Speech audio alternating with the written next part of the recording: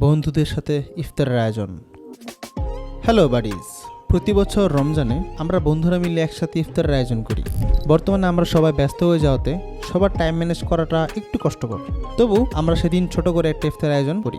আর এইবার ইফতার ম্যানেজার দায়িত্বে আমি ছিলাম না, এবারের ইফতারের আয়োজনের দায়িত্বে ছিল ইয়াসিন আর তুষার। তো আমি আমার জব শেষ করে 5টার পরে সেখানে চলে যাই। সেখানে তারা প্রায় সব আইটেম আগে থেকে ম্যানেজ করে ফেলেছিল, শুধু গোছানো আর সাজানো বাকি ছিল। তো আমরা সবাই মিলে বাকি কাজগুলো শেষ করি।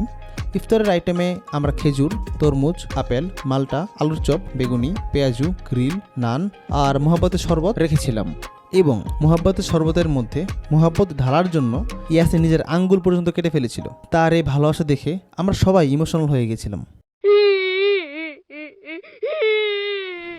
এরপরে মাগরিবের আজান দিলে আমরা ইফতার শুরু করি। অ্যান্ড মোহাব্বতের শরবতটা আসলে মোহাব্বতে ভরপুর ছিল।